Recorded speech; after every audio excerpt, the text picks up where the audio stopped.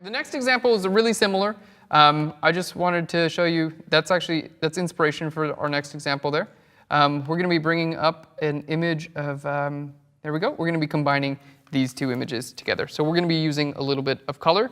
And again, it is a very similar idea. We want someone who's mostly in silhouette and well cut out from the background. And I put the wave. The reason I gathered these images together because in the very beginning when you're doing this, you don't really know. Like when I was preparing for this class, I brought a lot of pictures of the wave and I wanted to make that work into this image. So I was bringing that and changing the blending modes and trying to see what worked. And at this point, you don't really know. It's like something works, it works, and you can go with it and run and take it places you might not have taken before. But in this case, I wanted the wave to work, but it just wasn't. It was like, yeah, making the colors a little bit like, mucky, and I just wasn't a big fan.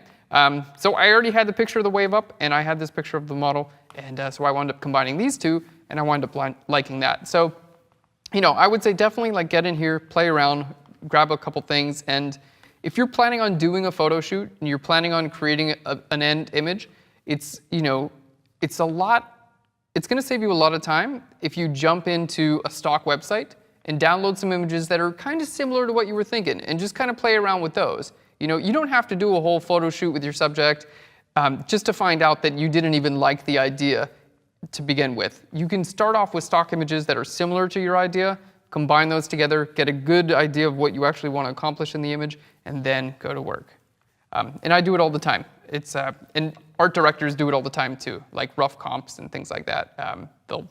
They'll do rough Photoshop and then show it to the client and say, okay, I want a refined version of this. Go ahead and photograph all the elements, do a good job, and this is the end goal that we want you to create.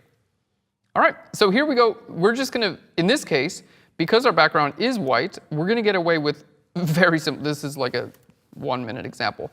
We're going to get away with doing something very simple. I'm just going to, again, hit V for our move tool. We're going to hold the Shift key, and I'm going to click and drag through our images. And we're going to go down to the screen blending mode. And what screen does is it lightens things on our image. And because our background is already white, in this case, it just completely disappears because it can't make anything lighter. So in this case, yeah, that's pretty much it. But I like the way that it looks. I think it's really nice. You like it too? Someone in the audience likes it? All right, good. This is very easy to do. And that's kind of the idea. It's like you can do this stuff, and it really is easy, and it's kind of fun to play around. And so using the differences between blending modes gets you a lot of options here. Now, let's say I wanted her face to be a little bit more visible. We could definitely get there. I can do that in a lot of ways.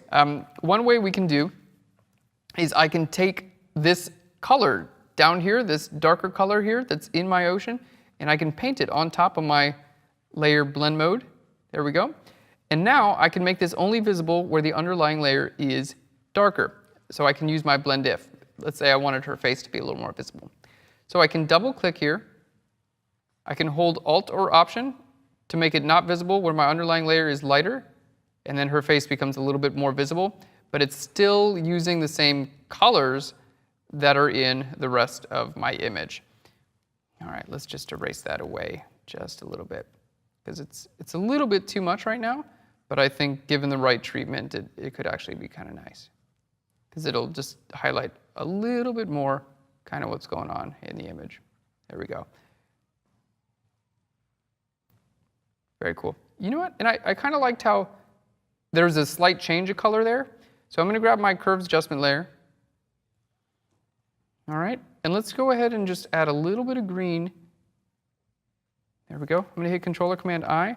We're going to bring that in. There we go. All right, and a little bit of blue as well. And this is just going to give us a little bit more variation, which I think just adds to the look a little bit.